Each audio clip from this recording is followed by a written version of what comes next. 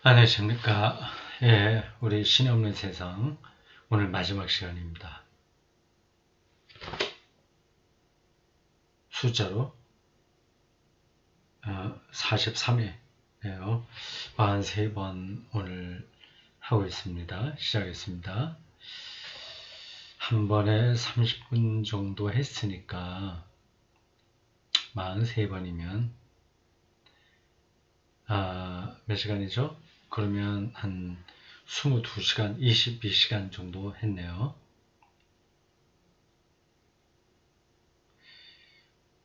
예, 22시간. 잠 안 자고 하루 종일 거의 읽었다 설명하고 그러게 되겠습니다. 이 책 출판사가 분도 출판사입니다. 가톨릭을 대표하는 출판사예요.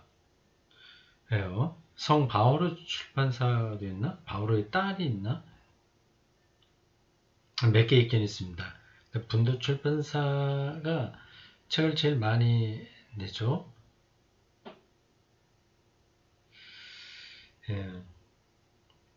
여기서 나오는 책이 전반적으로 괜찮습니다.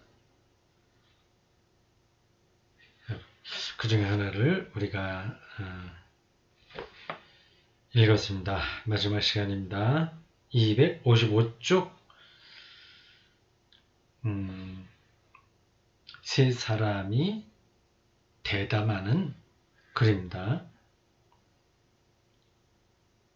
이 편집자가 작은 주제를 내고 그러면 이제 이 두 사람이 이제 번갈아가면서 대답하는 방식으로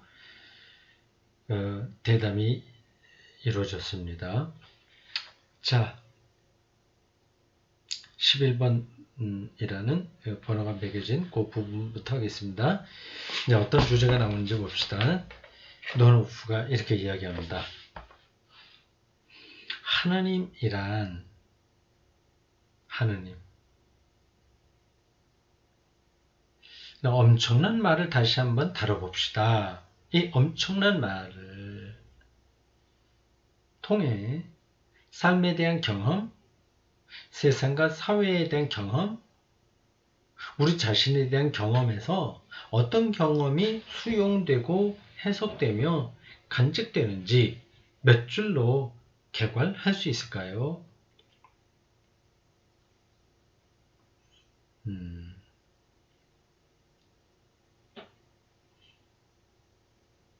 이 하나님이라는 단어가 왜 엄청난 거냐? 그건 뭐 설명하지 않아도 되겠죠. 엄청난 겁니다. 세계를 창조했다. 우리 기독교에서 말할 때, 우리 기독교가 말하는 하나님 얘기합니다. 세상을 창조한 분, 그리고 완성할 분, 우리 살아가는 분, 뭐 전능하신 존재, 그 신비, 궁극주 신비, 성찬, 빵과 포도주, 성찬에서 하는 빵과 포도주에 임재하는 분, 뭐 등등. 이런 존재를 하나님이라고 하지 않습니까? 그러니까 엄청난 거죠. 자, 먼저 그린이 말합니다. 나에게 하느님은 하느님하고 하나님 두 가지 용어가 한국에서 쓰이죠. 이 가톨릭에서는 하느님, 하늘에 계시다 뭐 그런 뜻으로 하느님. 개신교에서 하나님, 하나 한 분이다 그래서 하나님이라고 그러잖아요. 근데 그렇게 보통 말하는데 그거는 틀렸습니다. 근데 그게 뭐 지금 제가 그걸 정확하게 설명할 수는 없는데 이게 하늘이다 하나다 이제 그런 차이는 아닙니다. 그 국어 학자에 따르면 옛날에 처음에 이제 뭐 가톨릭이든지 기독교든지 우리나라에 들어올 때 하느님 할 때 하느님 혹은 하나님 이렇게 안 하고 아래 아자 좀 있잖아요. 나에 아래 아자가 붙었다고 합니다. 좀처럼 되는 거. 이제 그게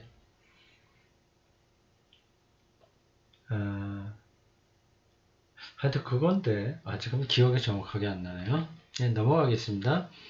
나에게 하나님은 인간 존엄을 보증하는 분입니다. 그렇죠. 인간은 하나님의 피조물입니다. 창조자가 아니라 피조물.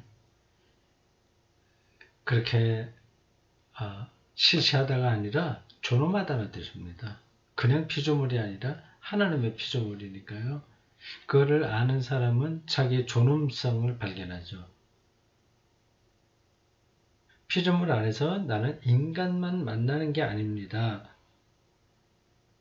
성령이 그 속에 살고 있는 존재 또한 만납니다. 그러니까 인간이 그냥 인간만이 아니라 성령, 거룩한 영과 하나다. 그 얘기입니다. 하나님이 창조했으니까 그렇게 봐야죠. 나아가 하나님은 자유를 보증하는 분입니다. 하나님은 인간인 내가 수단이 되지 않도록 하나님이 만드셨으니 우리의 소유하는 분은 하나님이에요. 그러니까 다른 것에는 내가 수단이 되지 않는 거죠. 안 되죠. 수단이 되지 않도록 점점 더 만연하는 경제화의 대상이 되지 않도록 감독합니다. 경제화의 돈 만능, 물질 만능, 여기에 하나의 도구로 떨어지지 않도록 한다. 하나님을 말할 때는 그런 것들이 다 전제된다는 겁니다. 그리고 내가 누구도 들어올 수 없는 자유의 공간을 갖도록 지켜봅니다. 거룩한 하나님은 내 안에 거룩한 것을 지켜봅니다. 거룩한 것은 세상에서 벗어나 있고 오직 나에게만 속해 있으며 나에게 세상에 맞선 내적 자유를 줍니다. 하나님을 믿는 사람들에게 나타나는 삶의 능력인 거죠. 내적 자유.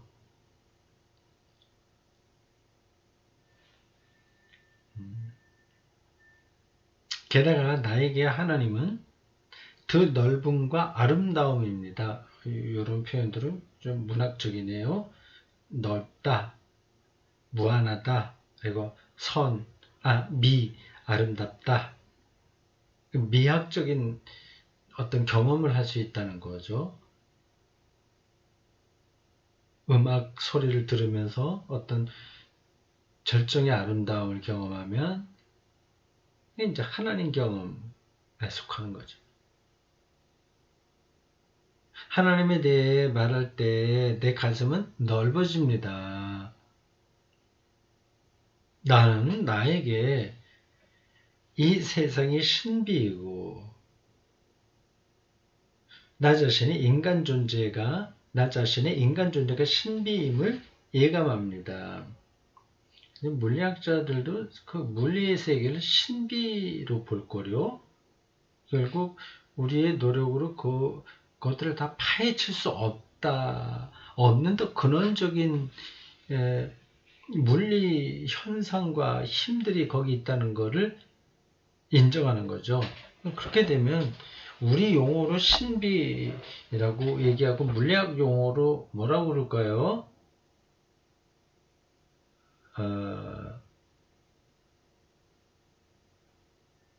물리학으로 결국은 물리의 세계를 완전하게 알 수는 없다. 그렇게 얘기할 수 있지 않을까요?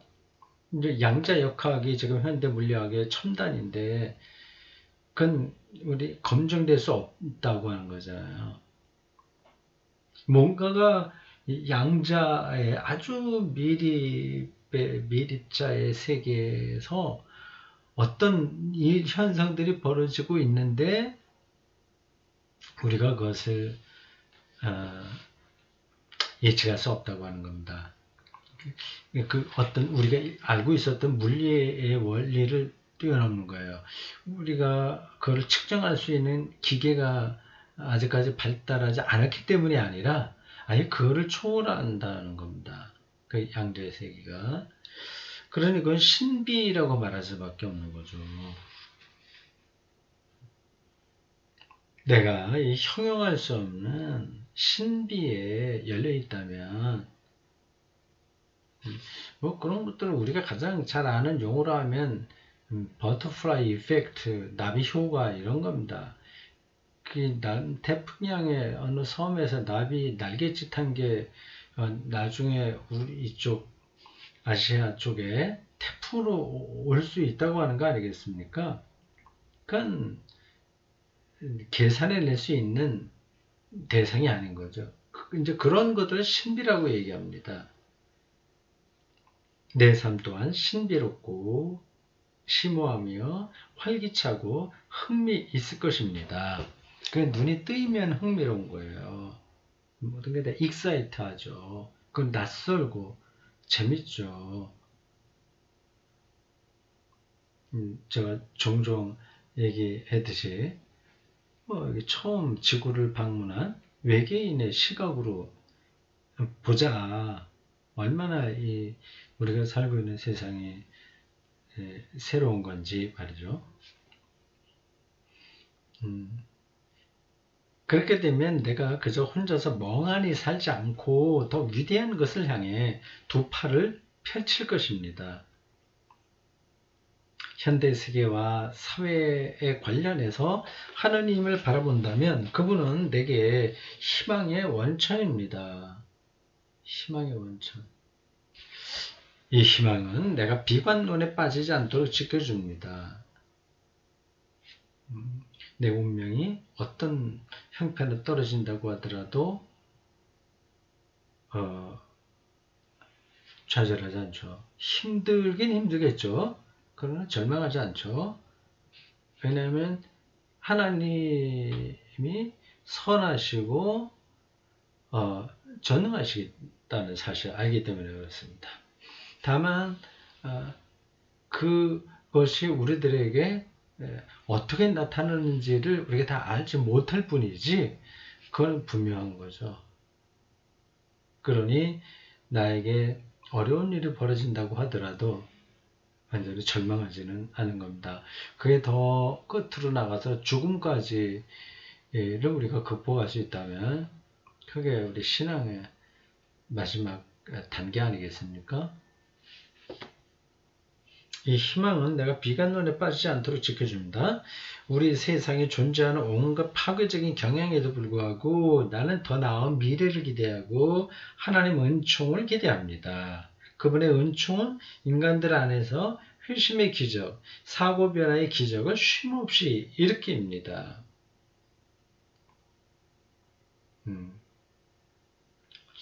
저도 이 사람의 얘기를 그대로 똑같이 생각합니다. 토마스 샬리크, 간결하게 말하자면 하나님의 말씀은 열려 있음과 깊이와 놀라움을 보조합니다. 우리 삶에서 그렇다는 거예요. 열려 있다. 삶이 이렇게 딱 닫혀 있으면 참 답답하죠? 뭐 좋은 대학에 나와서 뭐 연봉이 얼마 이상 받아야 돼. 그래야지 행복해. 이게 그런 게 이제 닫혀 있는 생각입니다. 그렇지 않아. 다른 방식으로도 모든 게 삶의 절정이 있어 이렇게 열려 있는 거예요. 깊이, 놀라움. 재밌는 편이에요. 자, 그 다음 12번 주제가 나옵니다. 노노프. 하나님의 부재에 대한 경험은 신앙인도 무신론자도 모두 알고 있습니다. 이 악이 이렇게 기승을 부리는데도 어떻게 되는 거야? 이게 그대로 놔두다니 그러면 신 없는 거 아니야? 이런 신의 부재 경험입니다. 2차 세계대전 때는 극에 달했죠. 어떤 면에서는 신앙인과 무신론자 둘 다 같은 방향을 보고 있습니다. 신앙과 불신앙을 남매라고 부를 수 있을까요? 단연 경쟁 관계지만 또한 친밀하게 연결된 애정 관계인 남매로 불러도 될까요? 여기서 신앙과 불신앙, 이건 우리가 일반적으로 알고 있는 그런 차원에서 보면 이 말이 잘 들어오지 않습니다. 무신론자들, 불신앙이죠. 그건 우리는 상대하기 싫어하잖아요. 저건 완전히 이상하다고 보잖아요. 근데 여기서는 그게 아니라 소셜리즘, 사회주의, 공산주의, 사회주의, 휴머니즘, 그런 걸 바탕에 놓고, 그러나 기존의 명시적인 신을 인정하지 않는 거, 그런 사람들 가르칩니다.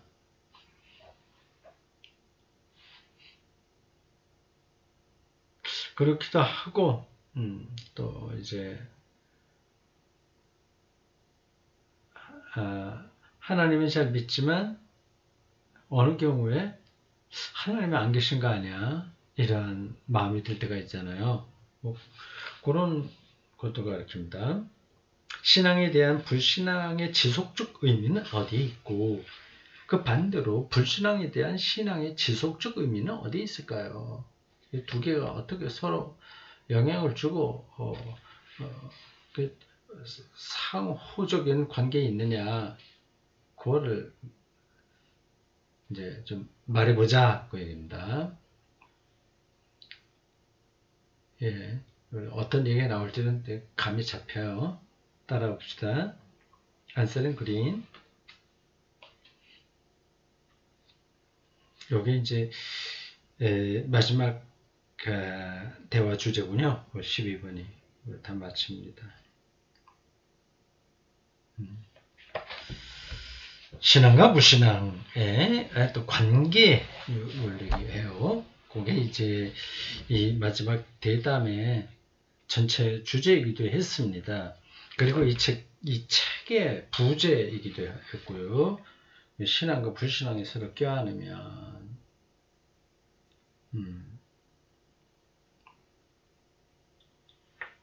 교회에서도 신자들이 좀 믿지 못하겠어요. 이렇게 하는 거를 불안하게 목회자들이 그런 것들을 생각하지 못하도록 짓누르면 안 됩니다.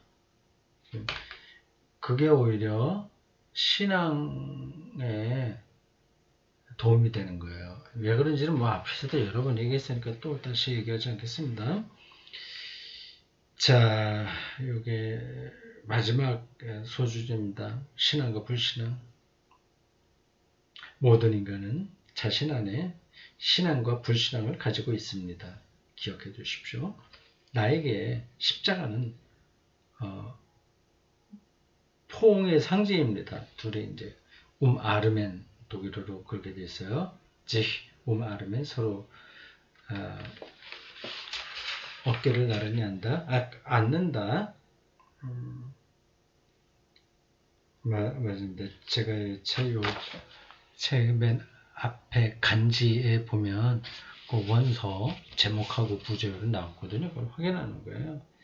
부제가 wenn Glauben und Unglaube sich umarmen, 제기대명사가 들어가 있습니다. 두 팔을 가슴에, 십자가니까요. 이렇게 십자가, 수직기 있고 수평 있고, 두 팔을 가슴 위에 교차할 때 나는 마음속으로 신앙과 불신앙도 포옹합니다. 불신앙에 대한 포옹은 내가 불신앙인들과 싸우지 않도록 지켜줍니다. 불신앙을 자신 안에 포용,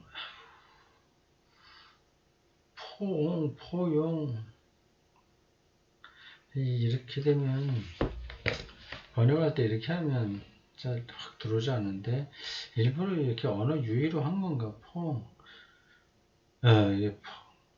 불신앙을 자신 안에 포용하지 못하는 사람은 타인의 불신앙으로 불안해집니다. 자기 안에 있는 거잖아요. 있잖아요. 이걸 받아들이지 못하면 다른 사람에게 나타나는 불신앙을 공격하고 비판합니다. 심리적으로 인간은 그렇게 되어 있어요. 그렇지만 불신앙을 자신 안에 받아들이는 사람은 불신앙인들도 이해합니다. 그런 사람은 신앙과 불신앙을 분명히 형제자매로 볼 수 있습니다. 신앙과 불신앙이란 형제자매는 저마다의 마음속에서 서로 다른 좌표를 가지고 있습니다. 어떤 사람에게는 신앙이 더 강하고 또 어떤 사람에게는 불신앙이 더 영향력이 있습니다. 그런데 두 양극은 우리 마음속에 저마다 있습니다.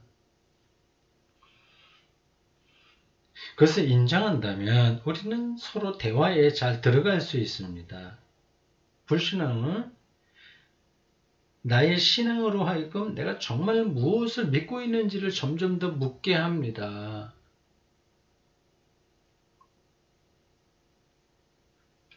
신앙은 불신앙의 입장에서 볼 때 편협하고 성급하게 불신앙이 고착되지 말라는 도발적 자극입니다. 지금 조금 어려운 어떤 영적인 상태를 설명하고 있어요. 다시 또 설명하지 않겠습니다. 또 보충하지 않겠습니다. 대체로 뭐 방향은 아실 거예요. 저마다의 마음속에는 또한 신앙의 예감이 있습니다. 불신앙들에게도 그게 있다는 거예요. 무신론자와 대화할 때 나는 내가 상대의 불신앙으로부터 도전받게 내버려 둡니다. 그러나 동시에 나의 신앙이 상대 불신앙을 조금 더 부드럽게 만들어서 상대가 불신앙 가운데서도 자신 안에 있는 신앙의 징후를 발견하기를 기대합니다. 이 책 처음부터 끝까지 이러한 기조를 유지하는군요.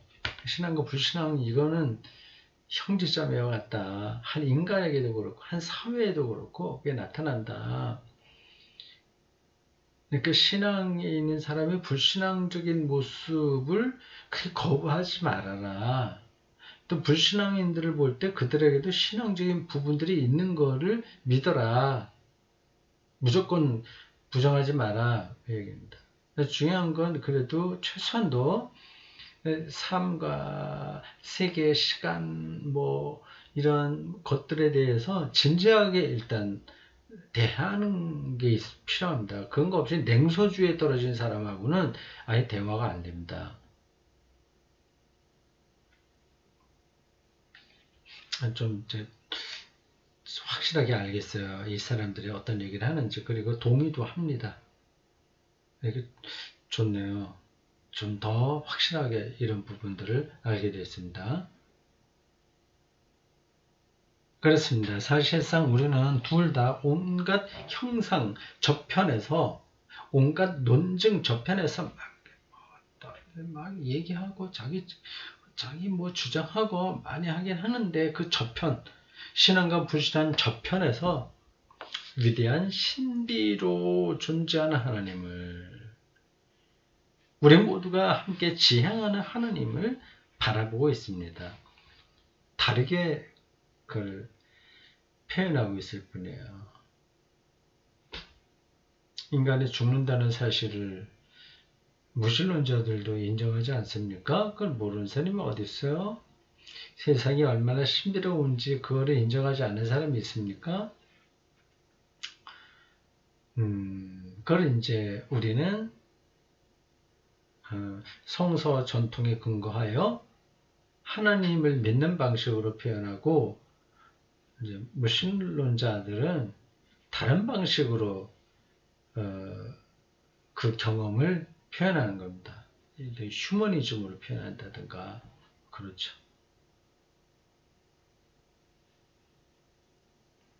그들도 뭐 되고 우리도 된다 이제 그 입장은 아닙니다. 이 사람들은 당연히 기독교 신앙에서 더 풍성한 그 삶의 능력을 발견하는 사람들이에요. 그를 지금 유보하고 있는 건 아닙니다. 다만 이 신앙과 불신앙이 이렇게 싸울 대상은 아니다. 그걸 얘기하는 겁니다. 자, 다음 토마스 할리크입니다. 여기 마지막 단락입니다. 사실 우리 모두는 꼭대기가 구름에 쌓인 산을 쳐다보고 있는데, 표현이 재밌죠? 구름에 쌓인 있어요. 산 꼭대기가. 신뿐 아니라 종교 지도자나 예언자도 멀리 떨어져 있는 것처럼 보입니다. 기다리는 동안은 언제나 불안과 초조의 위험에 내맡겨져 있고,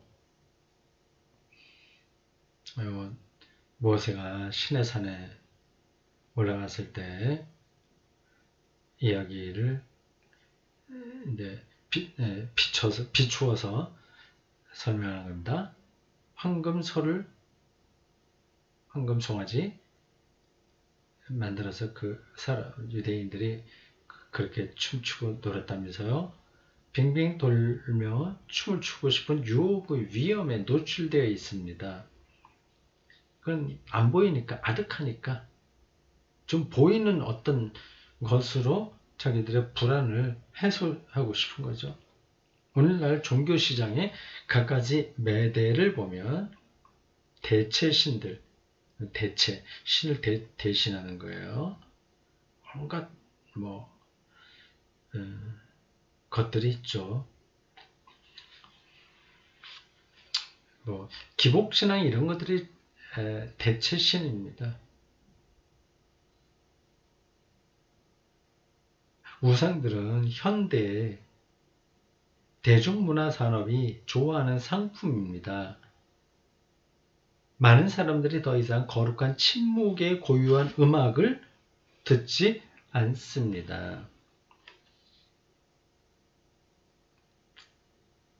거룩한 침묵의 경험, 즉 신부재 경험에 노출되어 있는 사람들은 이게 꼭 필요한 건데 그걸 두려워서 자꾸만 대체 신들을 찾는 겁니다. 황금소 주위를 빙빙 돌며 춤추며 노래하던 고대 유대인들의 모습과 현대인들이 다를 게 없죠.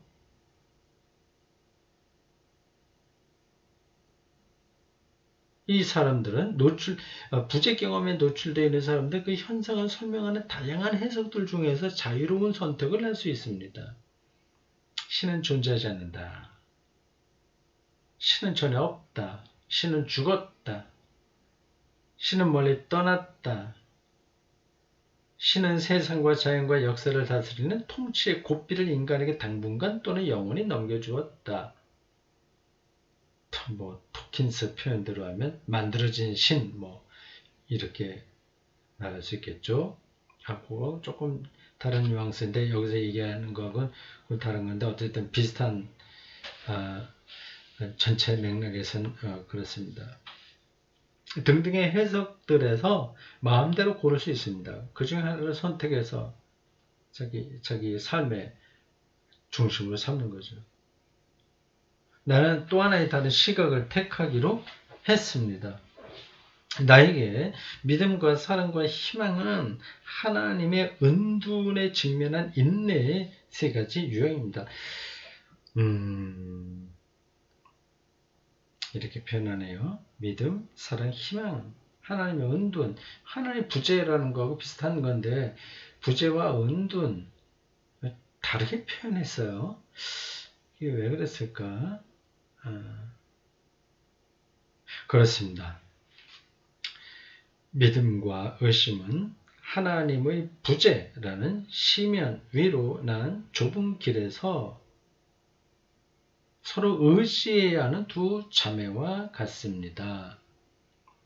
자신의 자매인 의심을 포기하고 의심의 비판적 질문을 듣지 않는 믿음은 무조건 믿습니다 하는 거 있잖아요. 근본주의나 광신의 함정에 빠지거나 피상적인 경건의 진창에 박힐 수 있습니다.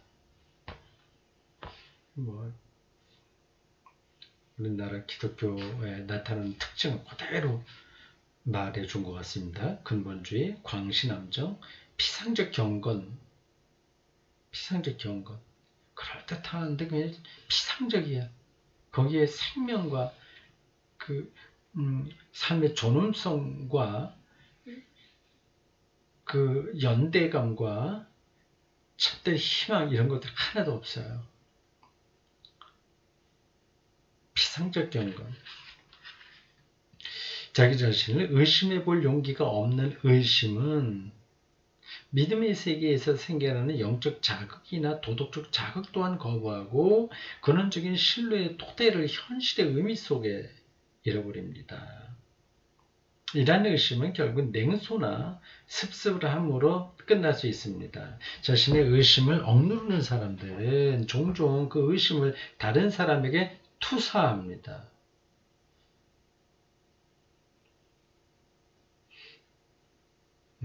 맞습니다. 신앙의 선한 투쟁이 이 세계에서 의심에 대한 승리를 의미해서는 안 됩니다. 바울의 표현이에요. 신앙의 선한 싸움을 싸우라. 그 의심하는 거를 꺾어버리려고 한 게 아니라는 거죠. 조금이라도 의심 나오는 게 전혀 없는 상태, 그게 아니라는 겁니다. 일반적으로 그런 투쟁은 상상할 수 있는 모든 것들의 경계 뒤에서 우리를 기다리고 있는 것의 포옹으로서 비로소 끝이 납니다. 신앙의 선한 투쟁은 의심나는 그 모든 것들을 다 끌어안을 때, 그때 이제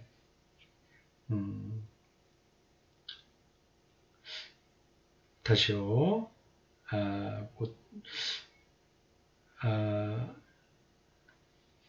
정확하게 봐야 되는데 마지막 문장인데 일반적으로 그런 투쟁은 신앙에 서는 투쟁, 세계에서 의심에 대한 승리, 이러한 투쟁, 조금이라도 의심나는 거는 다 없애버리려고 하는 그런 투쟁은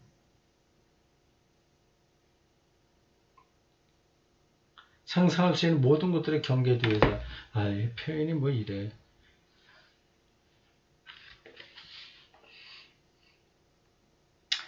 이건 정확하지 않네.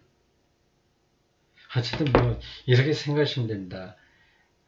불신앙과 신앙의 그 경계가 있잖아요. 그건 뭐 어디까지 가는지 그건 뭐 상상할 수 있는 모든 것들의 경계, 신앙과 불신앙 그 모든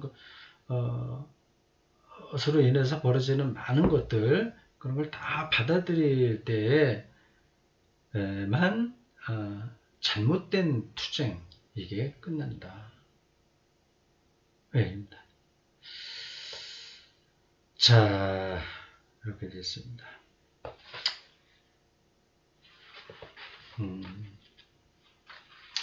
읽기가 그렇게 만만한 건 아니었는데 전 배운 것도 많았습니다. 좋았어요. 자, 드디어 이거 끝나고 이제 설명드렸죠? 다음에 우리가 여기 책 있네. 읽어야 될 책, 여기 또 기대가 됩니다. 이건 조금 더 친숙합니다. 우리 개신교 위대한 신학자 칼바르트이기 때문에요. 위대한 열정이라는 제목입니다. 이 신학자 바르트처럼 열정을 보인 하나님에 대해서 열정을 보인 신학자를 찾기도 쉽지 않습니다.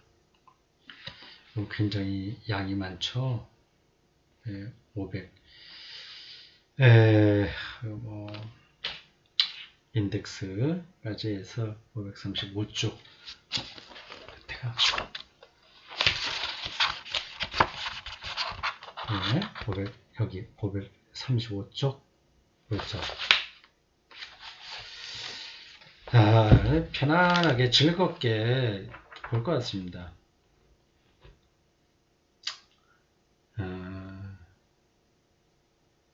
1886년 출생이겠죠. 나중에 좀 더 정확하게 말씀드리겠습니다. 1차, 2차 세계대전 다 거치고 자유주의 신학의 끝 무렵에 나타나서 그 자유주의라고 하는 어린이들이 노는 놀이터에 폭탄을 던진 사람, 뭐 이런 별명을 들을 정도로